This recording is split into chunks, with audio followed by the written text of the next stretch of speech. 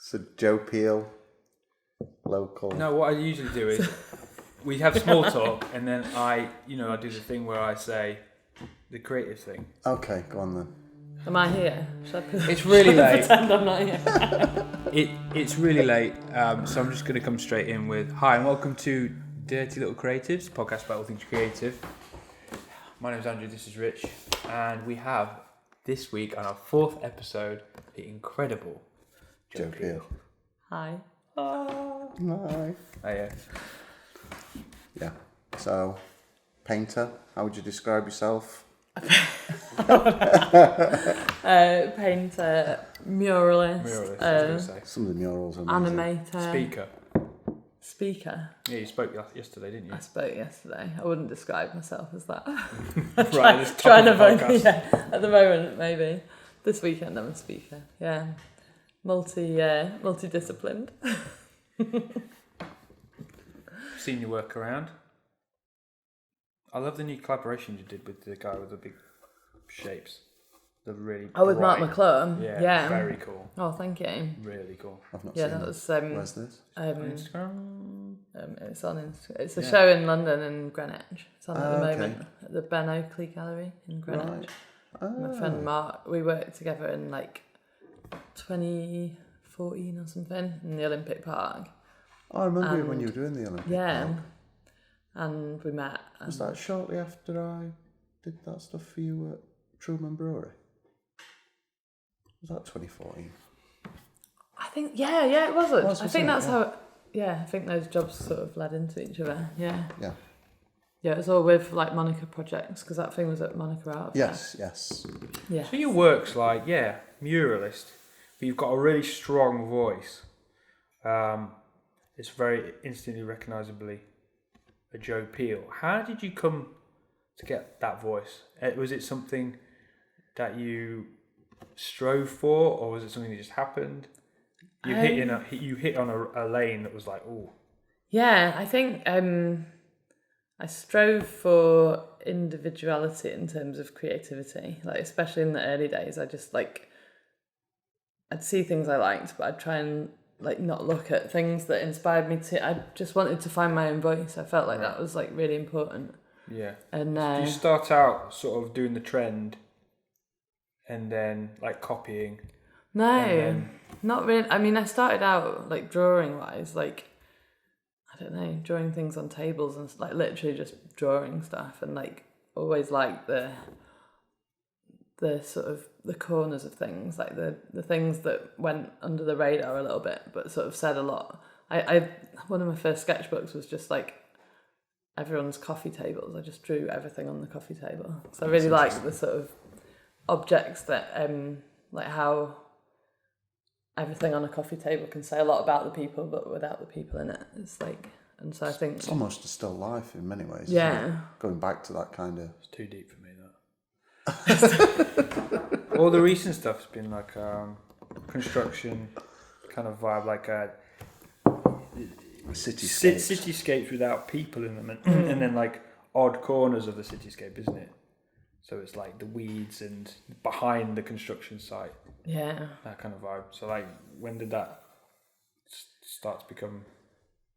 I think it all started the construction-y stuff, like when I moved to London after living in Cornwall, and I'd always sort of looked at those corners that weren't really looked at, but then my friend was opening Village Underground, which is on in Shoreditch somewhere, I can't remember what road now,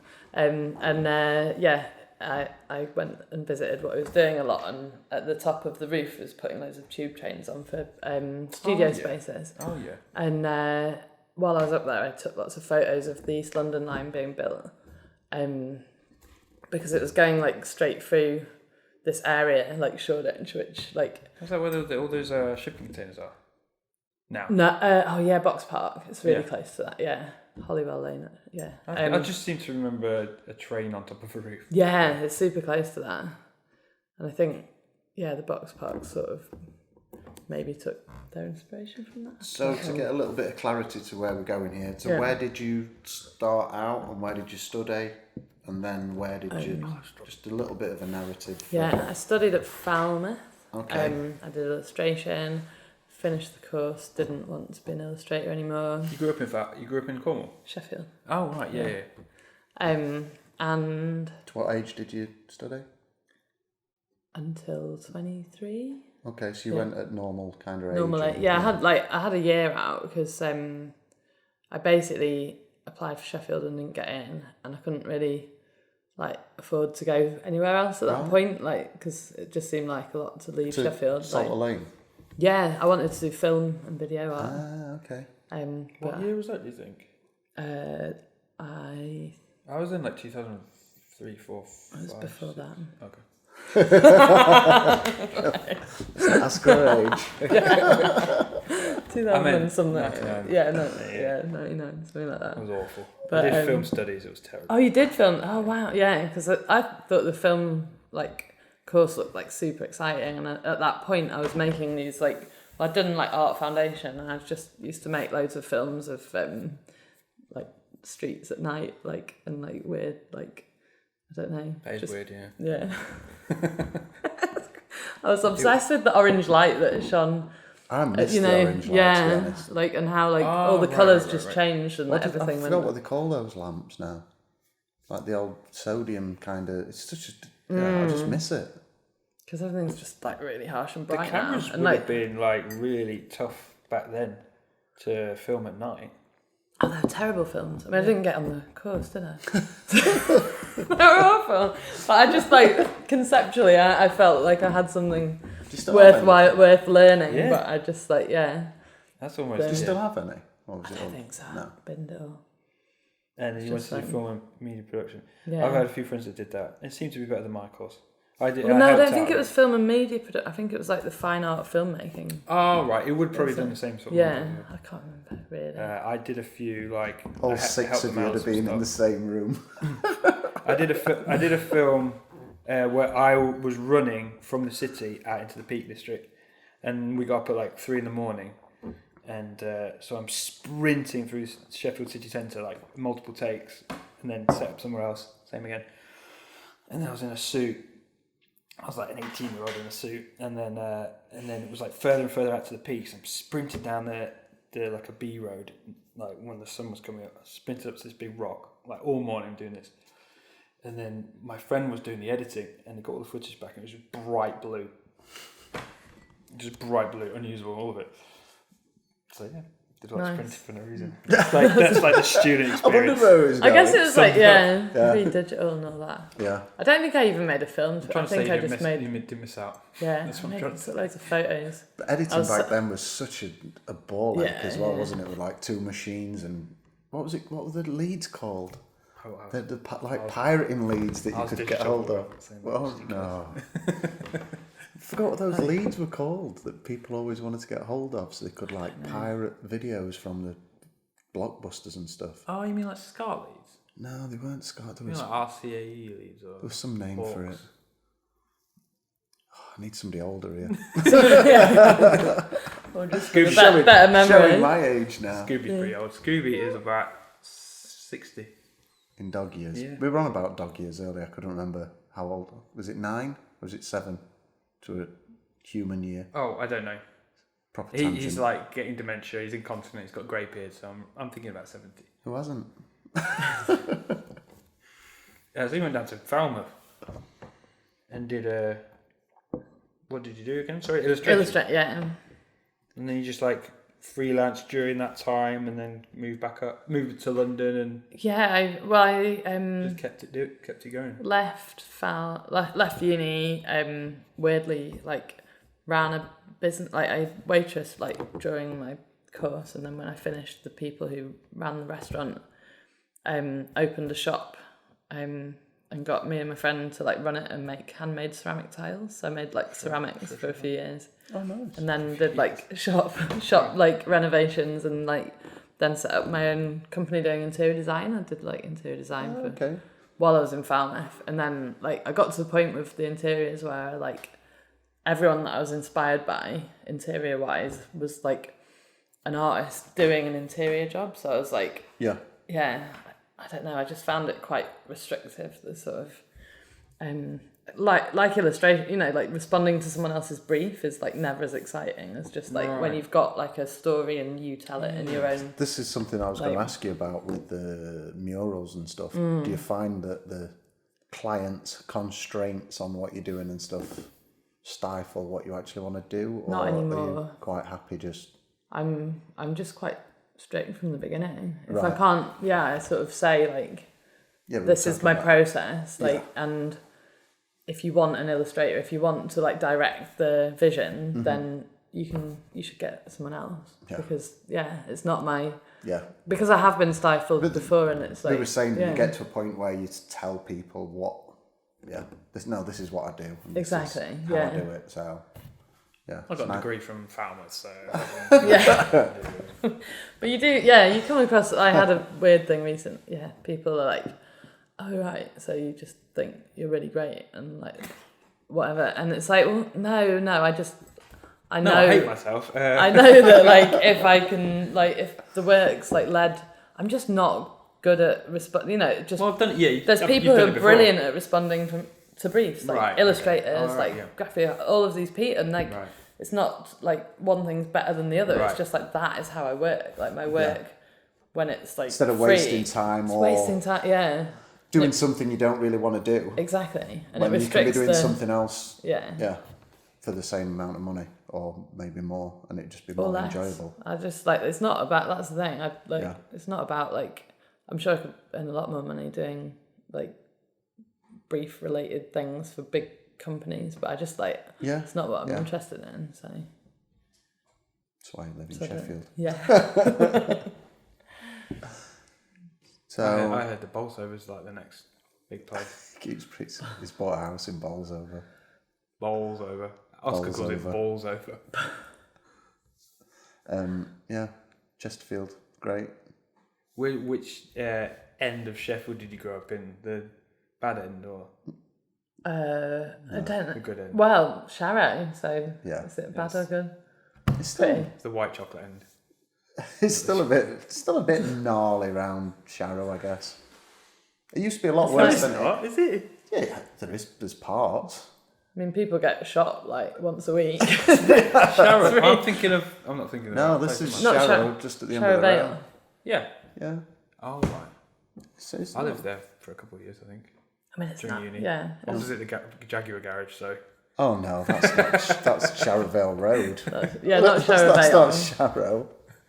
Oh, the other side of the roundabout. Okay, so this side of the roundabout's dodgy, where you live. I mean, it's not dodgy, is it? Depends what you're into. Dodgy for some people. It is weird when you go through the park and there's just police like all combing it. But that's it. Once you've lived in London, it doesn't. It feels quite normal. Somebody was killed on Ecky Road last night as well. A lot of people have been like shot in Sheffield. No, they weren't shot. It was a one punch runaway type thing. I think outside the Monk Bar. Okay. Cool. Nice. Moving swiftly on. When I lived when we lived in London and then we came back to Sheffield, like the feeling was really weird. How was it for you, like moving back? Weird, yeah. Like I felt like I'd just sort of like, I don't know, like took a back step. Not a back step, but just like slowed down for the first time in a long time. And like suddenly like everyone sort of, I don't know, like in London you're just so used to like and like everything's just happening and like you don't really get a time to like reflect about anything. I never and did then it. suddenly you're just thrown. It never really appealed to me, the whole, like commuting to work and just the bang. I just like I never commute. I never got the tube. I cycled everywhere. Like, and like my commute, like my studio was like a 15-minute cycle from my house. Used to swim in the Lido. Like, it wasn't like I did it city job. Yeah, exactly. It's like, and like I do like I love London. I miss a lot of things about it, but I just Whereabouts in London were you then? Dalston and then Bethnal Green. Nice. Yeah. Yeah, we miss. Well, I don't really miss it, but Hannah misses it quite like every now and then. It's just ace. I still go a lot. Yeah, you do. Don't you? So yeah, I think like whenever I miss it, I go, and then I'm like, oh, cool, I can go back to Sheffield, where it's like, I don't know, like Sheffield's a really perfect mix of like... It is, really is. Yeah, like once you get into the groove of it, you're like, fuck, this is amazing. It's like, great. And it's only 2 hours to London on exactly. the train. You can go for a day or like, It's 25 minutes to Bolsover, so it's really right there. I think the cafes. I've not been to Bolsover. I think the cafes I are like as good as any cafes in the world. In Bolsover? In Bolsover. In Bolsover, there's a town centre. There's like Fulton Foods. You got your farm foods. Then you got a butcher's here, around the corner.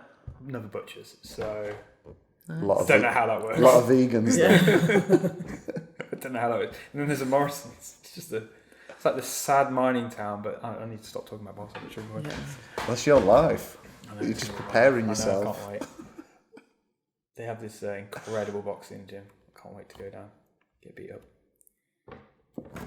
You will do. You'll definitely get beat up by some kids. Oh yeah. So you came back from London. Why did you come back to Sheffield then? Because I made an animation on Village Underground again, and it took me a month to do. It was a mural, was it? Yeah, like a mural Time-lapse. time-lapse thing, yeah. And at the end of it, like I'd spent a month doing it, and then I realised that because I'd not worked for a month, then I couldn't guarantee that I could pay I could pay next month's rent, but the month after that, like I was like, so I had to hand in my notice on my flat because I just couldn't work out like whether I'd be able to make the money in time because it's so expensive. Like, you know, the rent's like crazy. So back to your parents? No. Oh, right. Just, sublet like another flat for a bit, like in Putney, which was a bit weird. Just because I didn't know it, so I spent the whole time just trying to get back to East London. But and then just like got a studio in Sheffield and then got a house because it's like it just seemed like crazy coming back from London. You know, you're just like, what? Like this house is like so cheap to rent. Like it's changed so much even since I've been back. Yeah. But I remember like getting a 2-bed house for like 300 quid a month, and it was like, what? We were paying like, you know, $1,500 for a 2-bed house in London, like, and so I was just like, running around everywhere, getting taxis and like, buying everyone beer, like, guess what? That's all this. So and then But did you feel like the creative energy is different in London and Sheffield? Were you able to kind of keep the motivation and buzz going even when there weren't... Oh, there's quite a big creative community. I don't know, because I think Nick talked about this period in Sheffield, which is when Joe came back, when we should have been doing the podcast. Brought the golden age to Sheffield. No, but it's kind of like there was a really good creative scene. You like, there was a few decent bars. We're bringing it back. Dirty Little Creators are going to bring it back. Hopefully, what we need is a decent dive bar where we can. I felt like under 7 and stuff like that. I feel like Sheffield feels more like, you know, Shoreditch did back then. Yeah. Like, and you know, like London was just eating itself as well. Like every gallery that I was linked to, like everyone's rents were going up, and like everyone's just always struggling, and I think it stifles creativity. Yeah. I found like, so I came to Sheffield and my idea was like rent a studio in Sheffield, make the work here and like sell it in to London, the galleries in London and just keep going. But I've actually found that there is like a real like creative community up here, and I go to London because I want to, not because I have to for work. I choose to. So yeah, it's quite interesting. Like, is that the dog? What's he doing? Jumping? I can smell dog He fart. smells so bad. No. oh my god! I just got it. Fucking hell. It's drifting. I think Oh my days! I'm so sorry. Do you want to burn something? That was like delayed reaction. I was like, I can smell weed. No, it's dog fart. That's so bad. Do you want a dog? Anyone want a dog? Not one that smells like weed. He's awful, dude. He's awful. And he keeps sending me like links of puppies. I told you, didn't I? Yeah. Bit of Are you going to trade him in? He's quite old now. So he's going to die soon. He's going to die very soon if he shits in my house again. I brought him last week for the first time. He just came into the foyer. He was like, hey, food all over the foyer. And then like I went and we started cleaning it and he just weed all over the Foyer. foyer. Where's that word even from? Oh my god. It's French, Right. surely. It's a bit like saying sofa. I'm just going to smudge us now. And is that better? Yeah, that's much better. He's Ring got of- so many lovely smelly things in his house. It's because people keep bringing the dogs around. It's like smell a big thing. Is it a big thing? Like smell to you? You walk into a new place and you smell it. Oh yeah, It totally. makes a big difference to the atmosphere and stuff. Yeah, that stuff just smells amazing. The Swedish guys I do work for, they put me onto it. But I think it's from California. I think that's where he got it from. Sure. It's a big smell over there. It smells of smoke in California at the moment, doesn't it? Yeah, but it smells amazing if they got those trees. I don't think it smells so good. No. It's on fire. Yeah. We are like 2 years away from. seeing I the never whole understand country why explode. it sets on fire every year and nobody does anything about it. Because they keep having gender reveal parties. But then, you see that? but then they're surprised there's another fire. It's like, no, it happened this time last year. What's the like? They can't stop it. I think they just like can't believe how much worse it's get. That's the thing. But Like, surely every it all year. burnt down last year. No. And then well, there'll be that's, an I think that's earthquake the and problem, though, isn't it? It all burnt down, so there's less to. I don't know. At least to manage them more. Places to eat. There's places. There'll be an earthquake. It'll drift off into the sea, and then it'll it would That'd be good. it's awful. And At one point, I wanted to move over there because it seemed to be I've quiet. never been.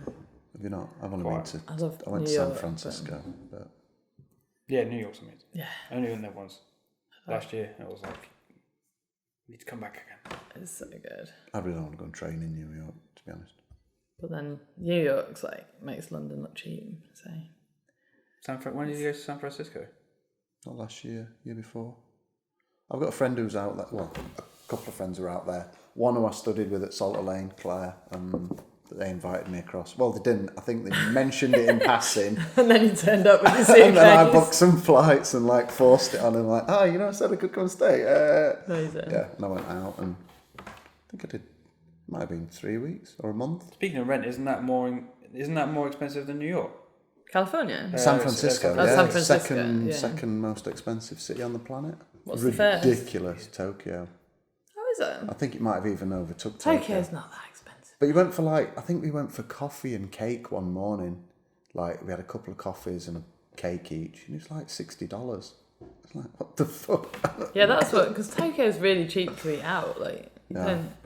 Yeah, you can. And the rents are ridiculous. I think their rent was like $6,000 a month. That's great. And then they had to have a dog walker and this and that. And it's just like, Is that because because of the Silicon Valley? yeah, tech guys. Is it all like cheap? It's like a gentrification on a massive scale. That Yeah. city. Yeah. It's all cheap, and And then then creative people come in. But there's a lot it of up, homelessness and people who have got jobs at tech places who Still can't afford who are sleeping in the car or Yeah. under a tarpaulin somewhere. It's not. Well, that's happening in London sustainable, now. is it? Yeah, yeah. I'm getting like dead nervous. I need to start prepping for the apocalypse. That's what we should Doomsday do. prepping. Prepping podcast. That's the next one. We should. What would you do to prep? Just kind of live with Rich again. He's probably got it all in his basement. It's so funny because I bought probably January time. Majid was around here actually and we were chatting and I'm like, oh, have you seen what I've bought? And I'd bought like an NBC suit and a respirator and some other stuff.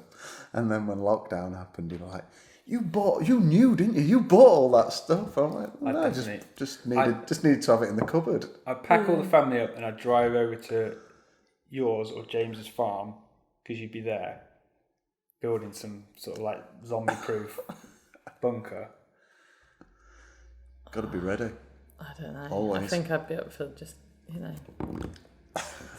taking something, having a little nap.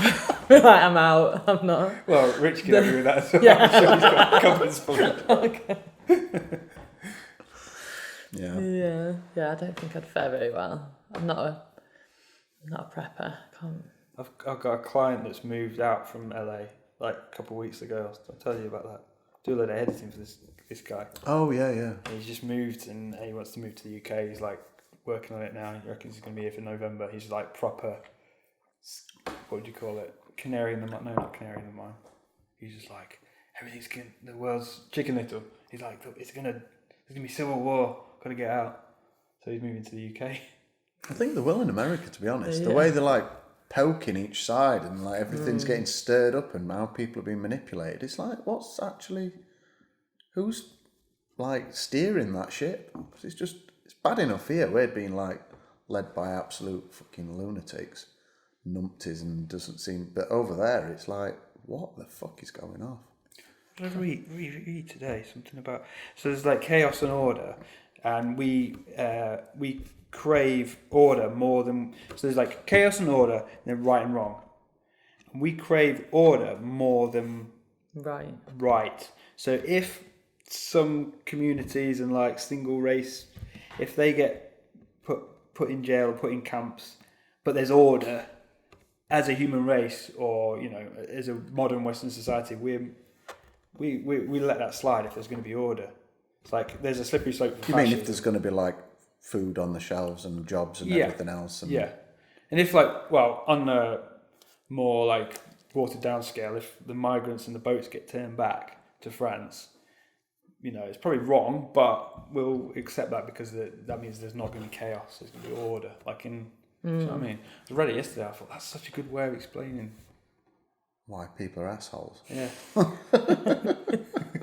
To protect their own But order. then in order, there's no creativity. In chaos, that's where creativity lives. What do you reckon? No, I think creativity can live in order. Yeah, definitely. I want to make a comment about Hugo Boss, but I'm not going to.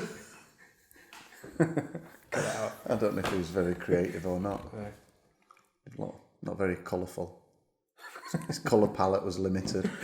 Black and white every episode. Wearing a Kid Acne original. Pay me. South Park, no? No, it's Star Trek. Oh right, I thought it was South Park. Star Wars. Star Trek. Star Trek. So what plans have we got for the future, and what projects have you got coming up? And... Before it turns into Monday, quick. Yeah. Future. It's a hard one, really. Definitely. Is there much on at the minute? People wanting murals and...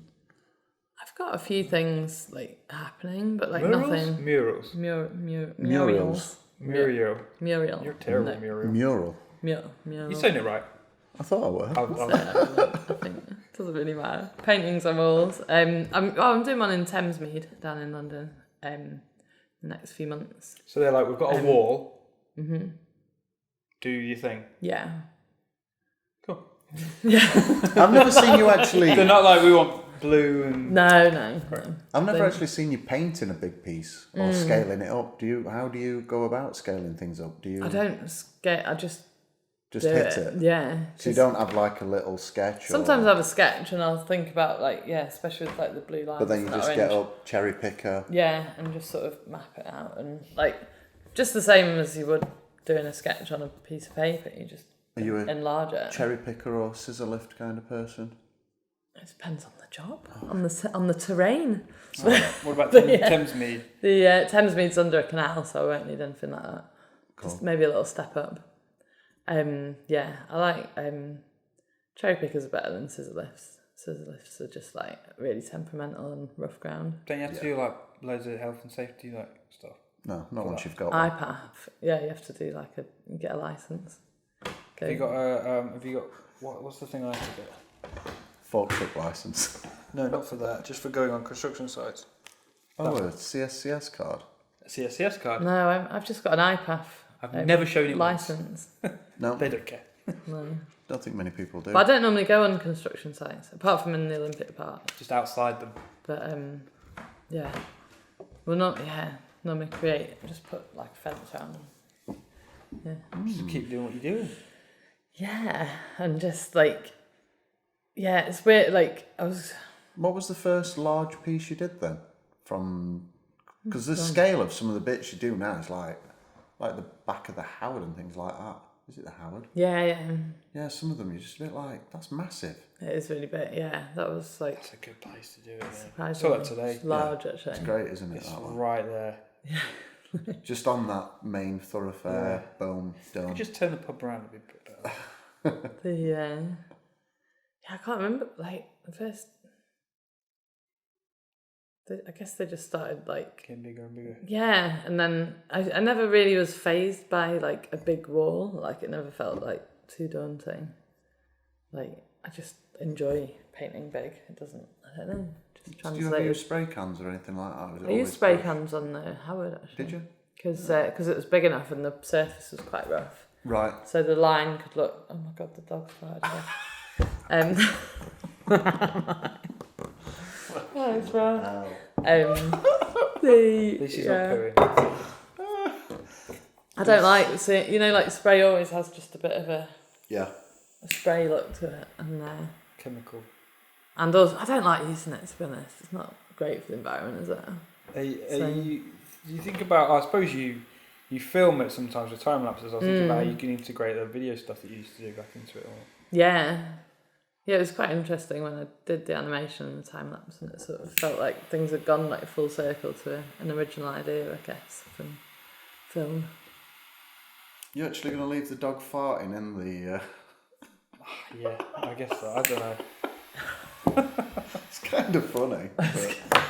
But... I didn't threaten to kill him or anything, did I? Just for... Just said you're glad. No, I think I did that. Okay, I'll leave it in there. If he turns up dead.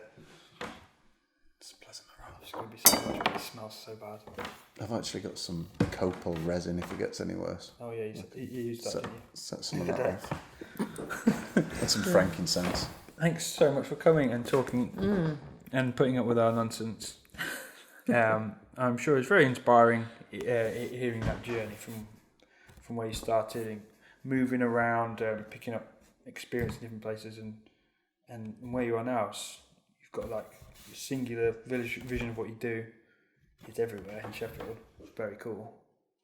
And you're on our podcast. No. It's good. Hit new heights. I think you've got to be probably one of the most prominent Sheffield artists at the moment, like you, Flo.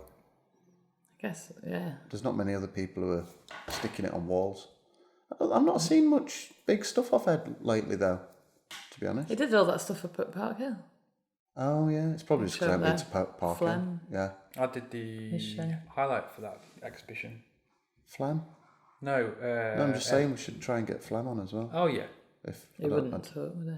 He doesn't talk much, does he? Does he look like his drawings? He's a really nice kid, to be honest. Yeah. It's pretty cool, though, being a big part of a city.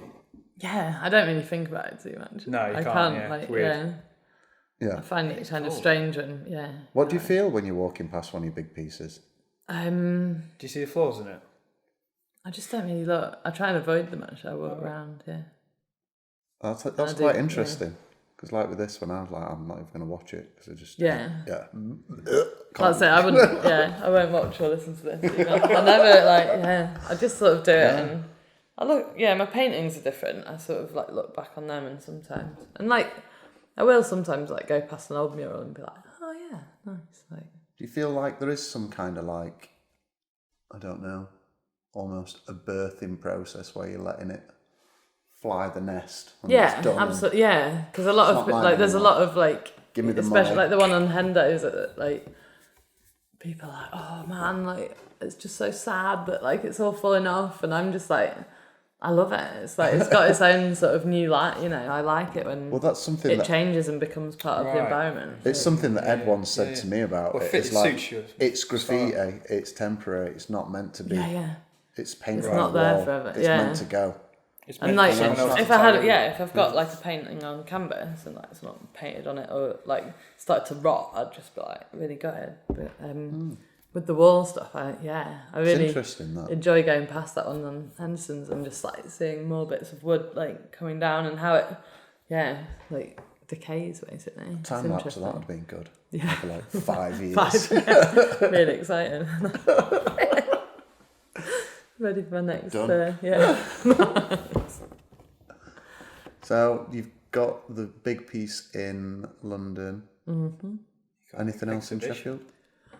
Yeah, I'm working in an office in Sheffield in a few weeks, and I might do a few bits. But most of my plans are like want to go to Tasmania and back to Japan and things like that, and so it's just like really difficult to Working properly. or Yeah. Oh, nice.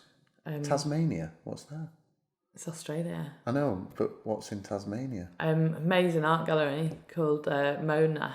Okay. Museum of Old and New Art, and it's like it's incredible. It's like dug into the ground, and it's like I just think of it being like an island with nothing there. yeah, but it is. But then right, it's like an island with nothing there apart from like one of the best art galleries in the world. Okay. And it's just like changed Hobart loads because I went there for a festival a few years ago and to paint a mural, and You've made me want to go and see it now. it's really, really cool.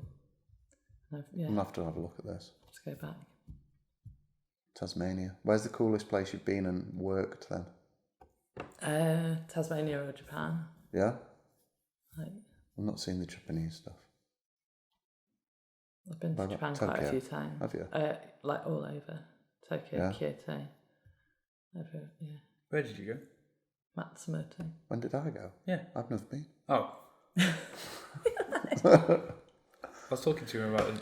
2021? I don't know, when did he come up, beat Takeshi? Okay, yeah.